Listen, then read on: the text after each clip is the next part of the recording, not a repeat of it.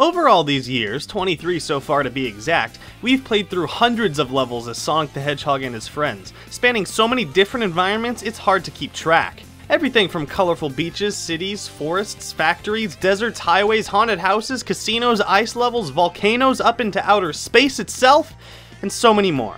Levels themselves are great, don't get me wrong. I mean, they are what make up pretty much the entire game, right? Well, most of it anyway. Yes, in between all the spin-dashing, loop-de-loop, high-speed platforming action, we have the boss fights, which Sonic games more than deliver on with how many there actually are, and just exactly what you're fighting in all of them. Hello everyone, I'm Piplupfan77, and today I'll be counting down my top 10 favorite boss battles from the Sonic the Hedgehog games. As always with my countdowns, this list reflects my opinions and my opinions alone. Some watching may agree with my choices, and others may disagree, and those who do, I implore you to leave your own thoughts on what Sonic bosses you like once the video's over.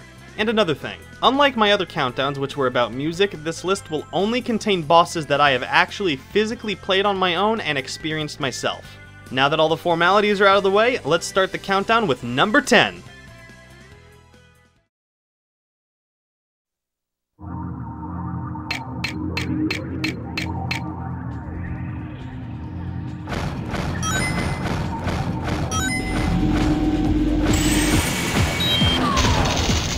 E102 Gamma and E101 Beta, along with the rest of the E-Series, are characters that were introduced in Sonic's first true 3D outing, Sonic Adventure. Gamma got his own story, and while relatively short, it was probably the deepest of the character story arcs in the entire game. We're introduced to Beta, Gamma's brother, who Robotnik pretty much flat out states is better than Gamma right from the start, even though you kick Beta's ass with no sweat. Also, Robotnik gave Beta 2 guns and gave Gamma, who came directly after Beta, 1 gun! That doesn't make any fucking sense! Anyway, later in the story, we see that Beta is getting reprogrammed and upgraded because he lost to Gamma at the beginning of the story. And sooner or later, you're fighting the new and improved Beta Mark II on the shot-down egg carrier. And he looks pretty cool if I do say. The whole fight is pretty justified to be Gamma's final boss, seeing as how he was freeing the birds from the other E-Series and the only one he has left to destroy is Beta. This fight is not difficult by any means, but it is definitely more of a challenge than the first Beta fight, which was a joke! He'll dash at you and shoot little rockets and then eventually some big energy beams, but it's never something you'll be throwing your controller over.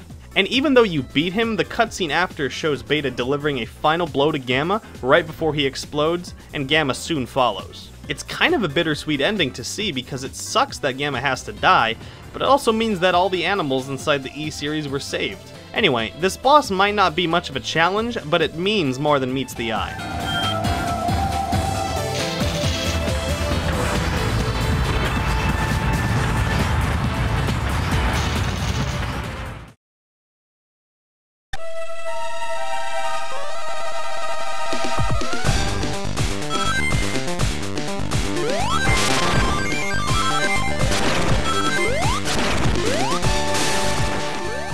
Well, now we go from a boss that has a pretty heavy story behind it to one that has literally zero.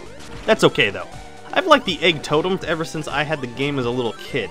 The design is just so beautiful and tall and symmetrical. It's good. He's got these 3 big-ass discs, right? They're lined with spikes. And if that wasn't enough, he's got these little cannons on the top and bottom that'll get you real good if you're not careful. This little boss is such a fun one to play, especially when it comes to actually trying to destroy him, doing so by jumping on the platform discs he throws out at you. Reckless players will definitely be losing their rings a lot on this boss. You've got to be really careful if you don't want that to happen. The egg totem is a perfect example of a boss that's fun to play and designed very well.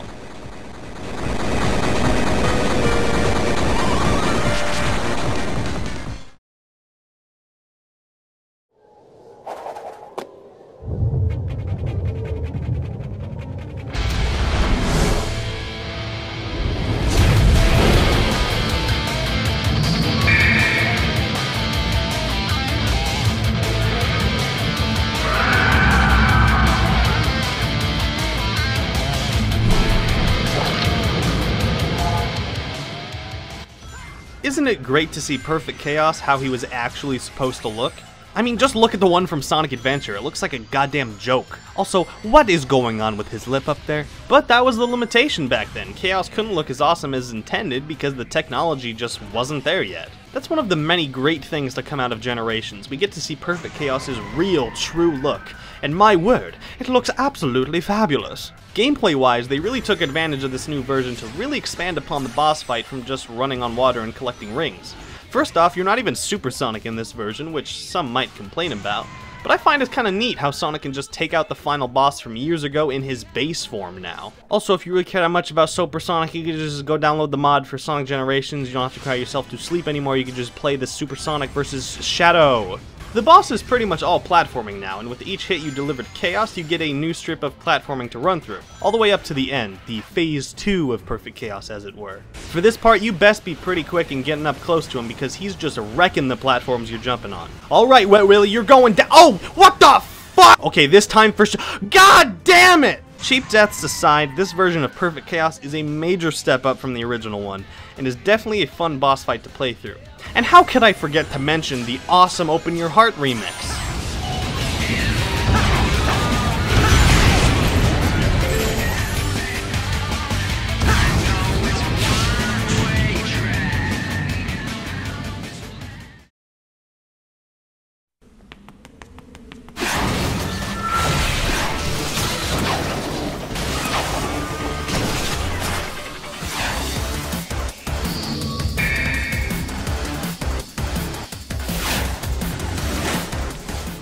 Sonic Generations not only gave us completely new versions of classic levels, but it also offered us some pretty sweet boss battles. One of which is the Silver Rival Battle, which is exactly how a Silver boss battle should be. Not this!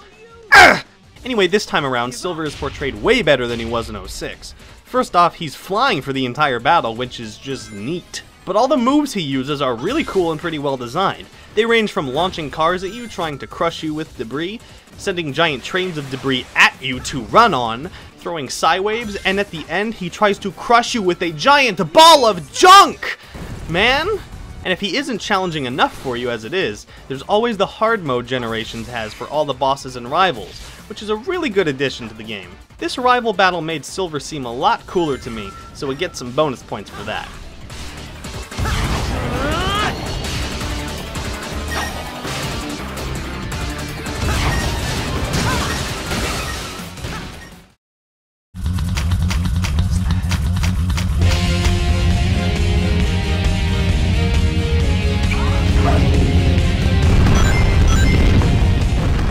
Now this boss really isn't that big of a deal on SA2, in fact it serves almost nothing to the story other than stalling Sonic from getting on the space shuttle.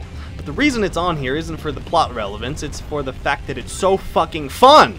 It's just such a quick, simple, enjoyable little boss fight right in the middle of the hero's story. The way of attacking this big guy is to make your way around to the back of him and then jump on the platforms there, and then homing attack the device Robotnik put on its head to control it. I don't know why, but something about this is just so fun, even though the boss is really no challenge at all if you're at least halfway decent at playing the game. He'll try crushing you at all, but it's always very easy to evade. Nice try, Rocky!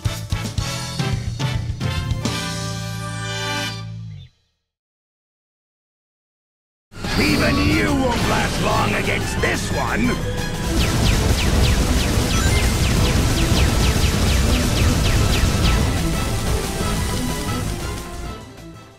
As much as I love Sonic Unleashed, there's no denying that most of the bosses in the game were kinda That is, until the very end of the game. After all the forgettable Werehog bosses you dealt with, it's finally time for the Werehog's final boss of the game.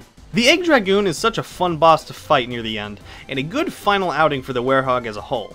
I realize some might prefer the Generations version of this boss fight, and I can see why. That one is faster paced, and you're playing as actual Sonic for that one. But honestly, that version drags out much longer than necessary, and it can really get kinda boring. In Unleashed, however, things aren't really ever dull, and it feels a lot more hands-on, seeing as instead of homing attacking him, you actually have to beat up the weak spot, which is much more satisfying. I will, however, give Generations props for having better music. His attacks range from shooting fire bullets and trying to freeze you, and then shooting an electric current onto the platform and sending egg fighters after you as distractions. And at the end, Sonic's had enough of Robotnik shit, so he literally throws his egg pod all the way into Twinkle Effect. Look at him, he is scared for his life right here. Oh, and did I mention during this entire fight you're falling into the center of the Earth? You were lucky, Sonic, but luck can't last forever.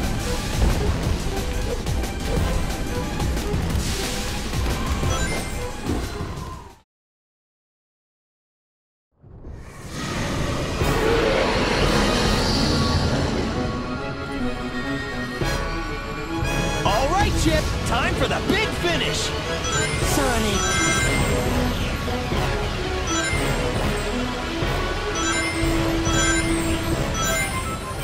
Like I stated before, Unleashed didn't have too many memorable bosses until the end, and nowhere is this more apparent than the final boss of the game, Dark Gaia himself. In my opinion, this is hands down the most cinematic and epic boss battle in the entire series. In the first phase, we take control of the Gaia Colossus, a sort of golem kind of thing made out of the Gaia temples from the game, with Chip controlling it. In doing so, you've got to boost up to Dark Gaia himself while dodging these fireballs and his occasional beam. If I'm frank, this is kinda cool for the first time, but having to do it 3 times is kinda tedious. Shortly after, you take control of Sonic, quickly navigating on the Gaia Colossus itself up to Dark Gaia's eye, where you smash the fuck out of it via a QuickTime event. Rinse and repeat that 2 more times until Dark Gaia turns into— oh god, what is that? Oh, holy spirit of— it's Satan! So yeah, Dark Gaia becomes perfect Dark Gaia, and after transforming into Super Sonic in an awesome cutscene, Sonic and Chip both fly toward it and proceed to finish him off for good. Chip just rips through the barrier and literally starts brawling it out with Dark Gaia, while you, as Sonic, take out the snake creatures controlling the barrier. While doing this, you can actually see both giant Gaias fighting inside, which is just an awesome background to have. And then eventually you end up piercing through Dark Gaia's fucking brain to finish the job. If there's one thing that I wish this boss did have though, it would probably be more interaction between perfect Dark Gaia and Super Sonic himself. Which is one thing that the vastly inferior PS2 and Wii versions had that was actually pretty cool. And how could I forget the music? In both phases you're treated to pure orchestral greatness, especially the final one with the epic orchestral version of Endless Possibility.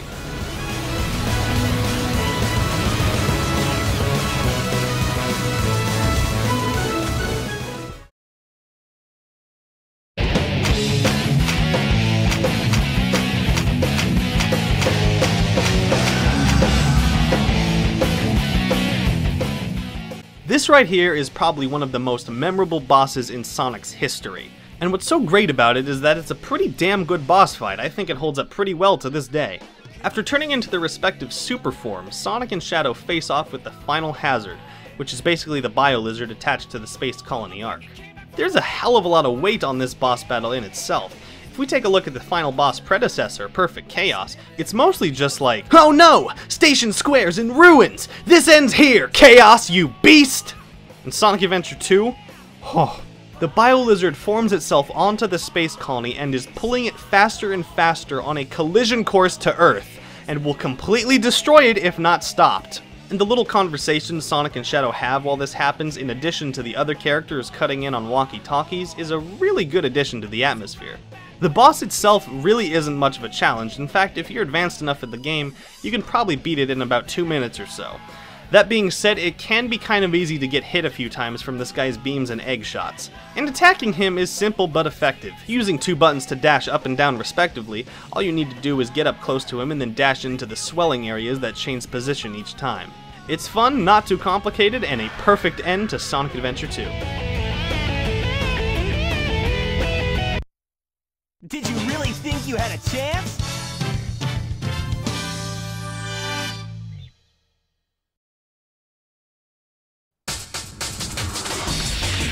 Before this is over, I'll show you the true power of chaos control!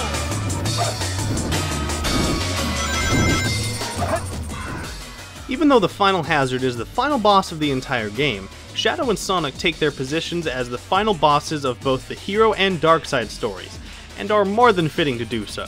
These 2 rivals may have faced off earlier in the game, but that was nothing. This is where it's at. Yeah, you're going down, Shadow, and or Sonic if you're playing the Dark Side story. That's the great thing about this boss fight, is that it can be experienced from both sides. Although this does bring up the question, who actually wins in this fight canonically? Anywho, after each character's final level, they meet up with each other and exchange a brief conversation, but then it's right to the action! This boss can vary in difficulty depending on how good you are at the game, but overall it isn't too hard. The first few hits are usually pretty easy to land, but things start changing as Chaos Control is being used, as well as Sonic Wind or Chaos Spear. Something I always do is hang back for a few seconds, let them launch their attack, and then hit them while their guard's down. The setting during all of this is just awesome. This long-ass platform strip near the space colony, and meteors just blowing up next to the action. I already know people are going to wonder why this one's on here and the Generations version isn't. Honestly, this one's just more of a joy to play. While adding on to the perfect Chaos fight might have made it much better, adding on to the Shadow fight didn't really do so. It feels too streamlined, and most of the fight's really just a race. And once you're finally able to actually attack Shadow, there's almost no satisfaction since you're just boosting. In the original, it actually requires some skill and some cunning to figure out how to actually hit him and finish him off. And that's where pretty much all the fun comes from the entire boss itself. I'll use your chaos control!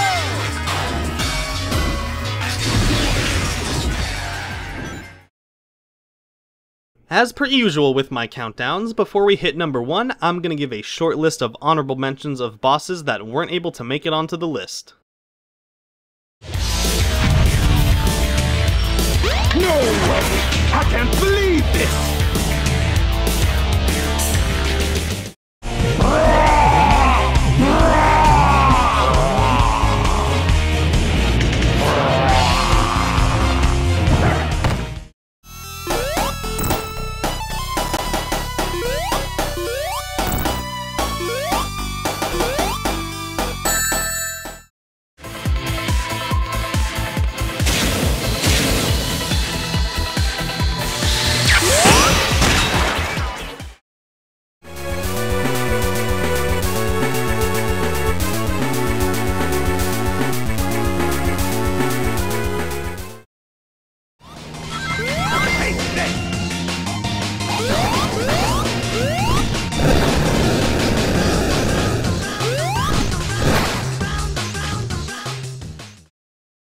And my number 1 favorite Sonic the Hedgehog boss fight is...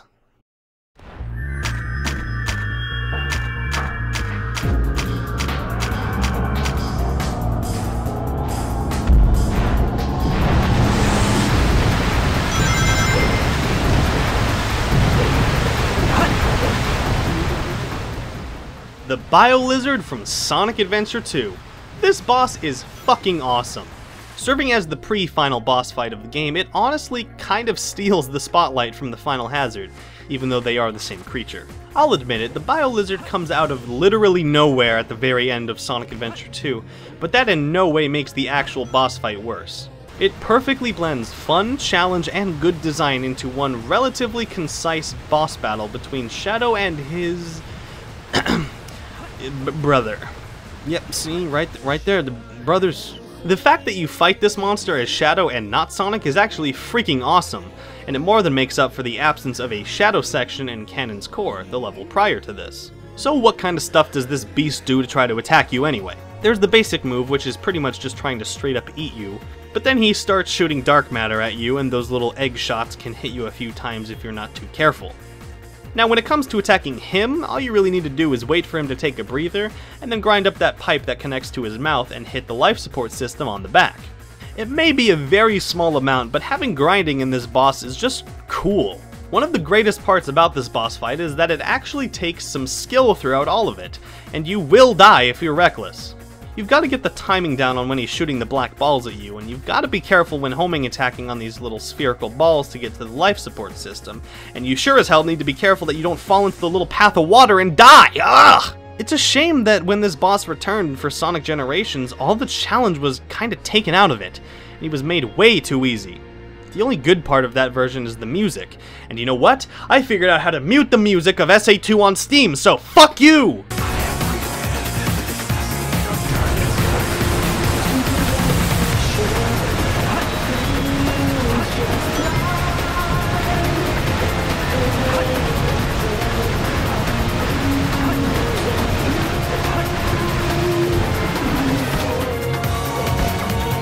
Thanks for watching my top 10 countdown, everyone. As always, I encourage you to share your thoughts about my list, as well as share some Sonic bosses you like and why in the comments section.